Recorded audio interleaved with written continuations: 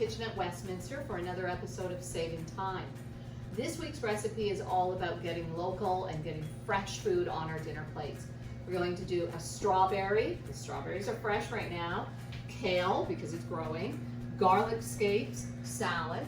We're going to do it with Monte Cristos sandwiches. It's a beautiful soup, or sandwich and salad combo. Soup, we're not doing soup. Oops. This is so easy. Monte Cristos feel like a treat. It feels like restaurant food again. So we're going to be able to do that. This has been a really neat week for the kitchen here. Some of the things I've picked up at Metro and they've donated them to us. We've got the cold cuts and such for our salad, for our sandwiches. The strawberries came from Metro. The kale is from one of our graceful gardening participants here at Westminster. Beautiful kale, a mix of baby kale and the larger leaves. The garlic scapes, and every time I say that I feel like I'm saying it wrong, but I'm not. It's one of those tongue twisters. These came from a good friend of mine who runs West Credit Farms, and I get all my eggs from West Credit Farms. They're beautiful eggs, even some double yolks every now and again, right? Can't go wrong there. And she knows about the work we do here at Saving Time, and she came this week with a bag full of beautiful garlic scapes. So isn't that nice? We're getting all these things in abundance in your own garden. You bring it, we move it forward, we share it with the family, the meal that we create today. And I have more kale and scapes than I can use. I'll be passing them along as well. Let's get busy though, okay? Let's get cooking. I went ahead and broke my eggs. Big deal. Okay, I know. So we're just gonna get them broken up a little bit here. I've already got, look at this. We are gonna make beautiful compost this week. Look at the food, right? This is gonna be a good week for the compost pile. Just break those eggs up. And then I've got 2/3 of a cup of milk. In case you don't know, Monte Cristos sandwiches are French toast sandwiches. So if you've never had them before, you're in for a treat. Who doesn't like French toast, right? French toast is tasty.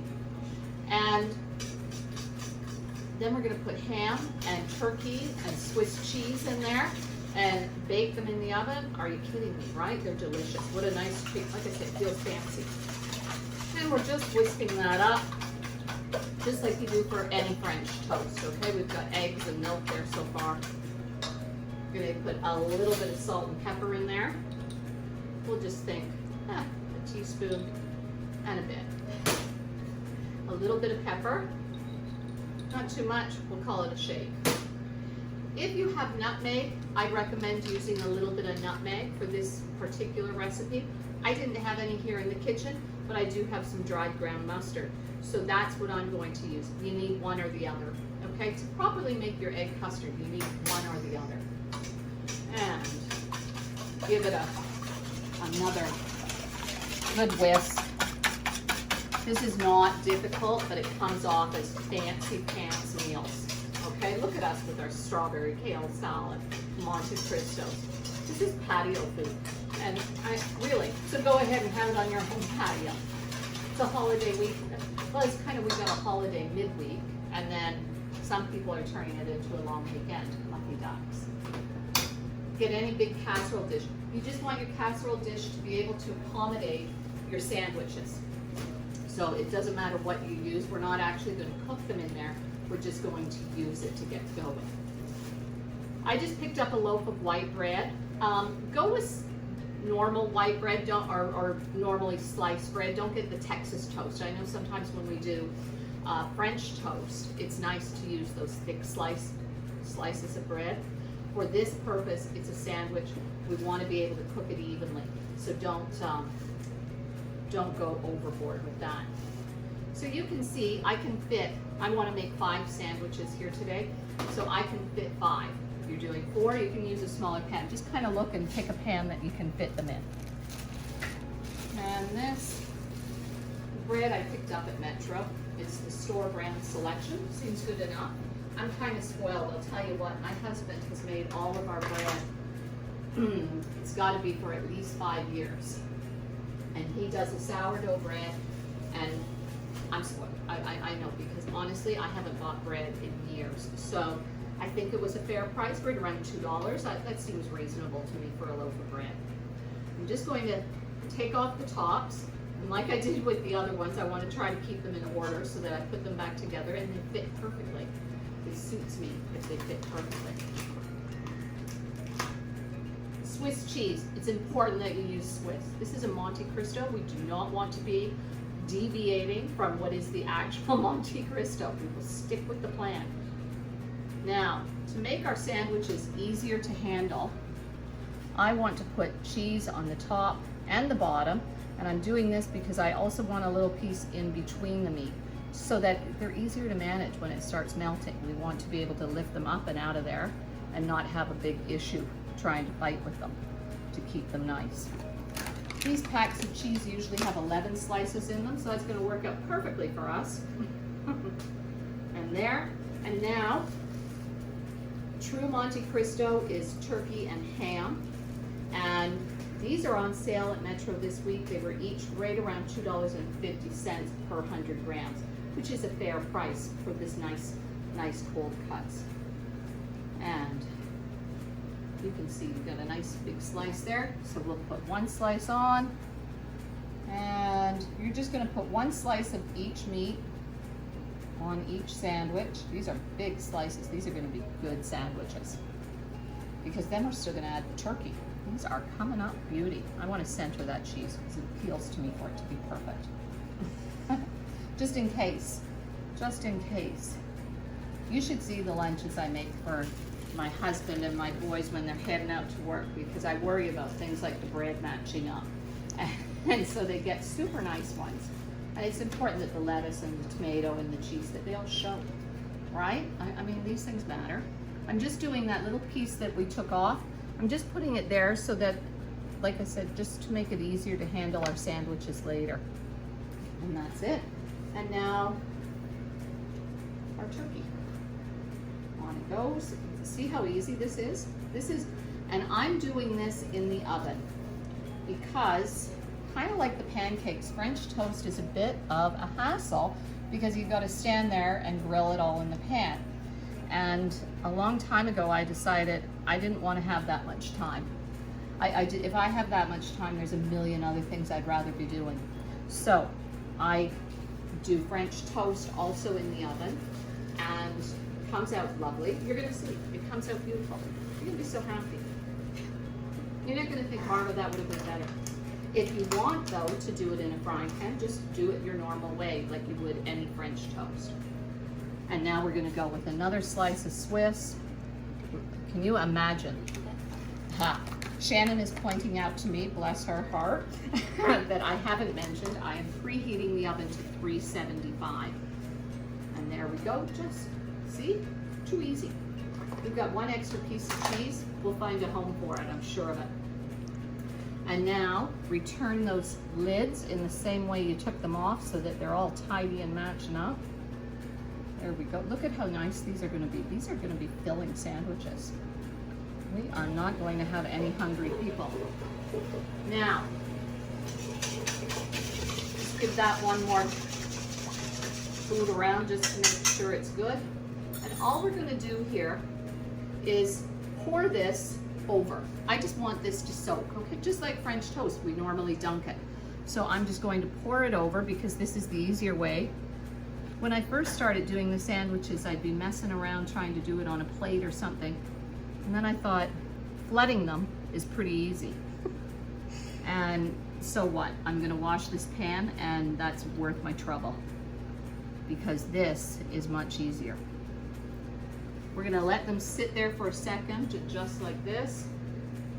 And then we can, there's somebody at the door, with a banana. A loaded banana. A loaded banana. It's an emergency. I'm about to eat it. I'm about to eat the banana. You go right ahead. Visitors this week at the kitchen at Westminster. There we go. This is essentially done. I just want this to sit. Shannon's cracking up because I've handled that with complete cool. Okay, so these are going to sit. I want them to soak a little bit. Then we're going to flip them and make sure both sides are fully coated. That's it for our sandwich. Can you imagine? This is moving along. Now, let's move to our salad? Well, that is just thinking about itself. It's there, thinking about itself, and coming up beautiful. I'm gonna get this to the side. Kale. Kale, I'll be perfectly honest with you. I have a love-hate thing with kale because kale requires work. Kale on its own, now some of these are nice. They're little baby leaves, they're fresh, they're just barely there. I like baby spinach and all those things. They're lovely because they're little. And however, the big leaves of kale can be a little aggressive. It's a little noisy out there today. I'm going to close the door. They are getting rowdy upstairs. There we go. That's enough of that. We have important work to do here. Now, I'm just going to start this. Because kale can be a little bit on the tough side, it's important that we help it. So, you massage kale. And I know it sounds ridiculous, but it is what separates it. It's what makes it possible to enjoy it. And that's what I know. So right now, what we're trying to do is we want to remove that center stem. So you can just kind of push it to get rid of the main piece. I'm tearing it. Feel free, if you prefer to get out a knife and chop it up, you go right ahead. That's all there is to it. Easy peasy, right? And we want to do the whole bowl here. I'm going to find one of the bigger leaves so I can show you what I mean. So you can see this is a far more serious, and you can even, it feels like it's approaching like a romaine leaf that's a little on the firm side.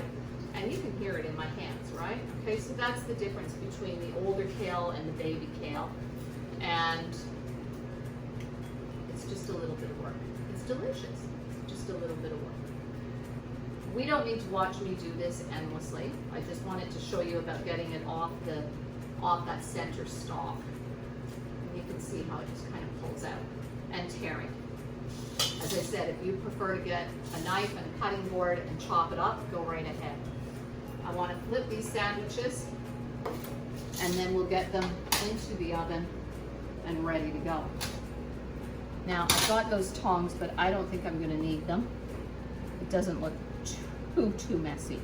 So we're just going to carefully flip. Oh, see, that one didn't have any right on the top. We'll get that with a spoon. This is why we flip. Look. Bad news for some of them. We'll sort it out. There we go. They are wet. I can't believe there's dry spots because they're wet like crazy. Okay, let me do this. And we can get a little bit from in the corners. Oh, gee, it's there. I just need to get at it. And we can just do that. It's gonna be all right. At the end, we can swirl them around, okay? And there. Okay, that I'm gonna be okay with. Oh, and look, I can scrape a little. A little bit came off. There. Now, that's settling it. Let's get them in the oven. You wanna get a baking sheet? Now, I think we've talked about this before, and I'm just going to repeat it here. Well, we want our sandwiches to get golden, we don't want them to look burnt.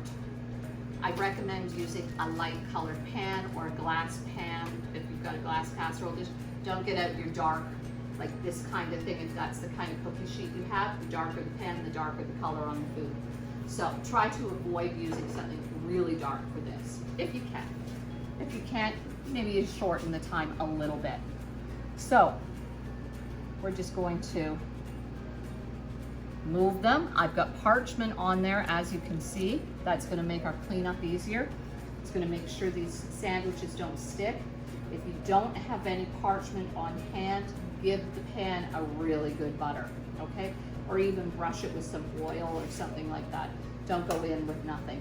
You'll have a mess. You'll be sorry. You will not be saying, Margot, that was a great recipe. You say, I'm never doing that. There's that one. And I'm going to flip this again so I can get that side all soppy.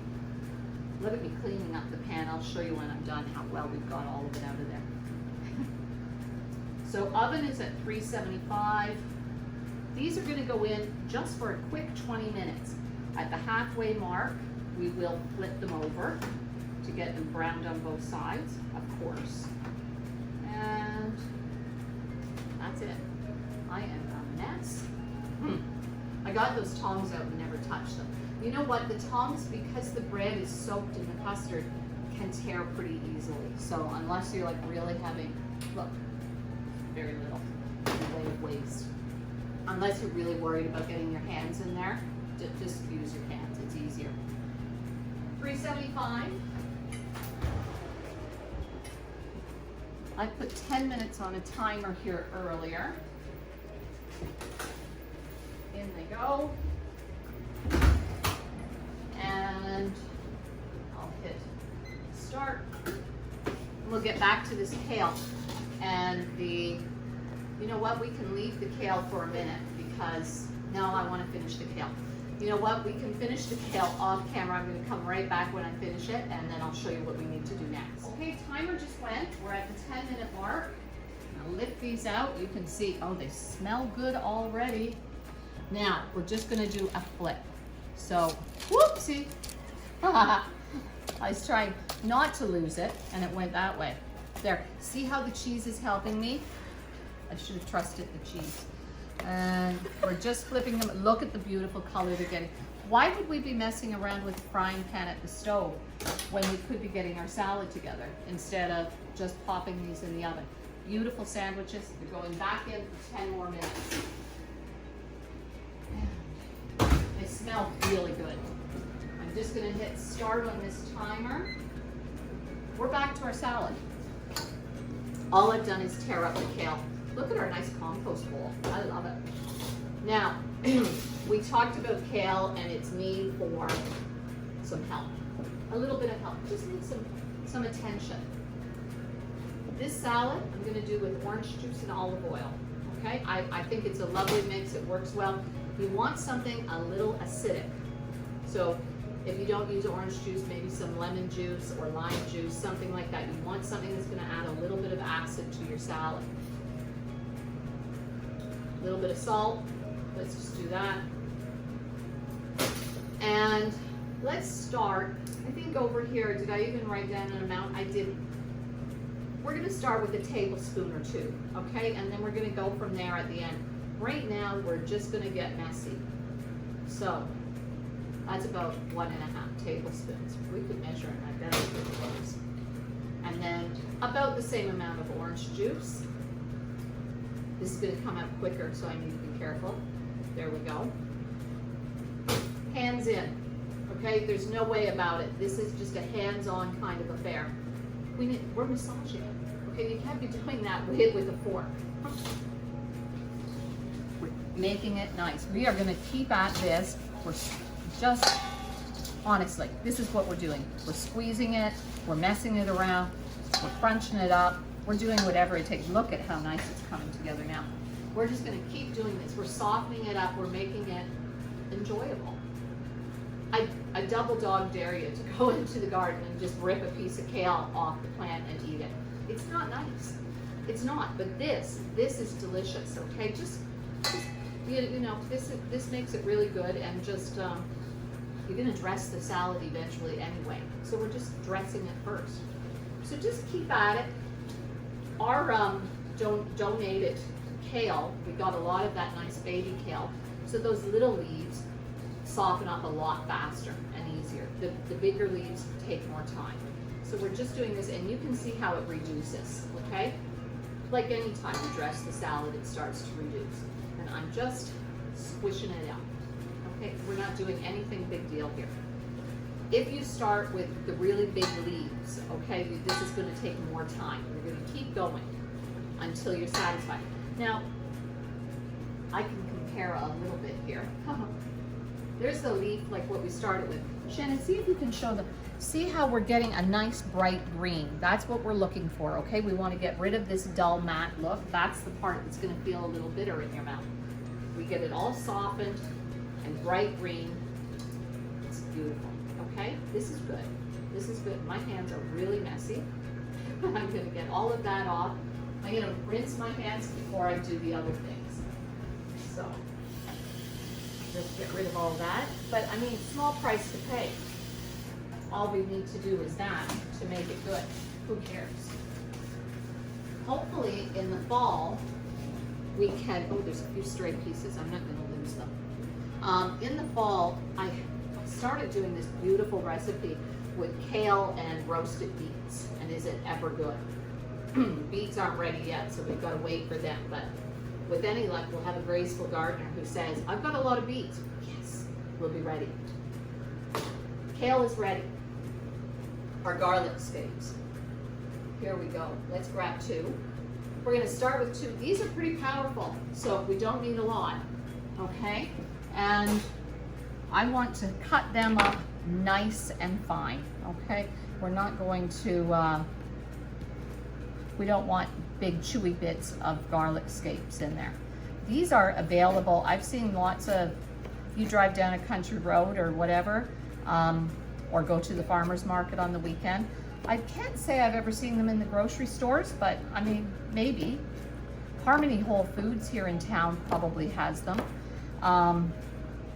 But otherwise, just, you don't want that centerpiece, okay? Or where it's, that's a lot firmer, okay? So just get rid of that light part. And if you drive around, you know, little farm stands out at the end of the road, you're bound to see some signs for garlic scapes. Get in touch, look them up on Facebook, West Credit Farms. I'm sure that Sarah there could help you out. She has an abundance. Any of these farms, if you're a part of a CSA box, they're bound to show up soon. This is the time of year for them. So people don't always know what to do with them, but you just use them like anything. Some people always feel the need to cook them, to put them into something. I don't. I mean, they're nice cooked, but I don't think you have to saute them first. If you're worried they're going to be too strong, then you can, but I mean, you can see this is not hard work to chop them up. So it's not as if you're going to have like a great big hassle chewing it. This isn't like that. So I'm just nice thin dice, and we'll just get that out of the way. That's getting a little tight. We'll go to this end. And we're just getting them, I'd say you're going to use 2 to 4 in this salad. We'll go 1 more. Aren't they kind of fun anyway? If you've got kids, come on. Can you imagine how much fun you could be having? Right? Just, they're kind of, I mean, they're kind of fun. They look ridiculous. They look like a toy. And why not have some fun with them? Even if you just throw them out on the plate all curly cute, wouldn't that be fun? Why not? Why not? We take things too seriously. Not today. Today we're not taking anything seriously. Today is just a fun day. So, whoops, that one would be too big. And you know what? When we're finished, we'll just go over it all with the knife once more. But I think I've got lots in here now. Now, let's just give them another little dice across, just to make them a little bit smaller. I sometimes do that if I'm trying to hide onions and things. I slice them up and then I gather them up and do another little cut just like that, just to cut them down a little bit further. Because then you don't have to watch your fingers, which we know is an issue for me, not watching my fingers. And in they go. Toss them in. There we go. There's all that. And you know what? I don't think I'm going to have to add more dressing. That felt pretty good. And that's why it's nice just to start low and then keep adding them up. And I want next, so this beautiful dill. So there's a little garden in front of Westminster, and different ladies of the church participate in keeping it tidy and keeping it fresh. All I want to do here is I'm going to add some of this nice dill. So this came right from the garden here. So it's kind of graceful gardening because the ladies who look after it, I think there might be some gentlemen who participate too, but they're just doing it for the church. So it's a nice thing. And the dill is just going to give us a little Well, it won't be a je ne sais quoi because you'll know it's dill. There's no, no disguising dill. It's just gonna add another little element of flavor to the salad without adding, I mean, look, it's powder, right? It's nothing. So it just adds a little something in terms of the flavor profile that you get. I'm just gonna brush it off. It's too light to pick up. There we go. Now, I'd like to, we've done, what have we got in here? We've done our that. I better make sure I'm paying attention. I'm a little loopy here. We've got the garlic, we've got our stuff. Yeah, now if you felt like you needed more dressing, like when you start to mix this, you would know and you would think, I'm gonna need some more. I really think that this is looking great. So I'm not going to add any more, but this would be the time to add some more dressing if you feel you need it. That's all mixed up. I don't know if I put much pepper in there or any at all. I'm gonna do another little, I think it needs it. And just that. Now, earlier off camera, I did hull and half the berries. So this was a nice pint box of local Ontario strawberries. So now we're just gonna dump them in there. Look at how pretty this is. We'll give them a nice push around. Isn't this gonna be nice? Can you imagine how good this is? With all the berries in there and the garlic and the dill, the kale. Come on, it's fantastic. Since I haven't put that away yet, I will now. Now, I know I put feta cheese on this, and I didn't end up getting it because I was trying to keep this on our budget. And that's some sandwiches. I knew I had this cheese here in the fridge, and I'm going to use that. What you want is a nice, you need a full flavored cheese. So this has got all sorts of, it's got Parmesan in it and some Swiss and things. It's got lots of flavor. Feta is the ideal crumbled on top. However, I want you to know there's room for flexibility in these things. Holy macaroni, these look good. Ta-da! Look at how amazing these look. Can you imagine? Let me close this and shut it off. Hello, Monte Cristo. Right? How nice are they? We're gonna put our little bit of cheese on here. We're gonna fix a plate. So just for garnishing. It's not, you know, we're not gonna get too carried away. I've probably got 2 tablespoons, 3 tablespoons. That's gonna be great right there. And obviously you can put it at the table, and if somebody wants more, they can add it there. We've got a lot of cheese in those sandwiches, so we could probably settle down. Like I say, ideally, the feta is a beautiful compliment, but I don't want you to feel like it's an obligation, okay? So it can be a little on the pricey point. So I want to fix us a plate. This looks amazing already.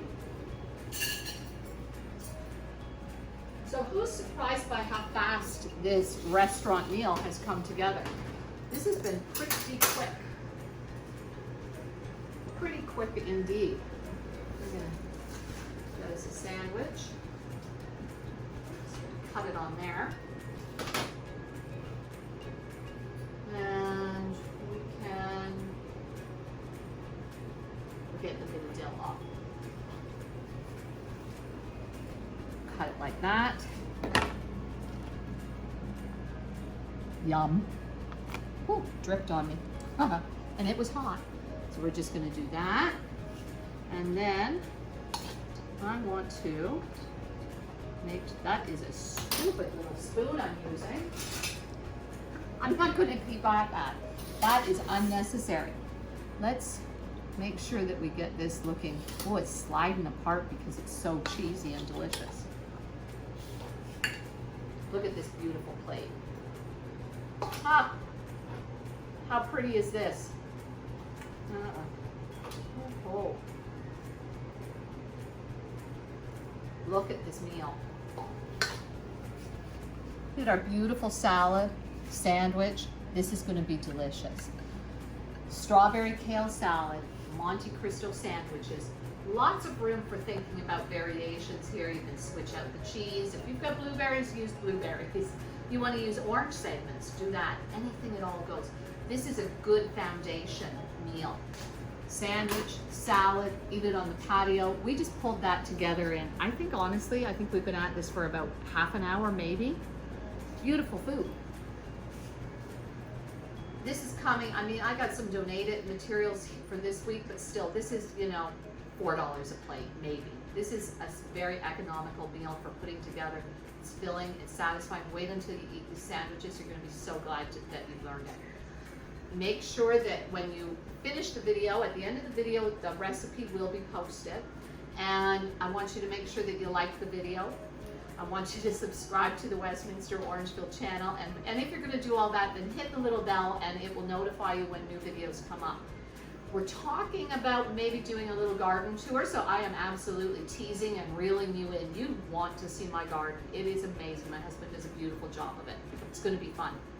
It's gonna be fun. I'm a fun girl, you can tell. Sorry. This is, Shannon's laughing at me because that probably doesn't sound like a ton of fun, but it is. Enjoy your dinners. This is a beautiful meal. These sales at Metro go until Wednesday the 30th. Get in there, pick up the cold cuts, make these beautiful sandwiches, make this beautiful salad. Find a way to get some Ontario strawberries into your diet in the next couple of weeks. Take good care.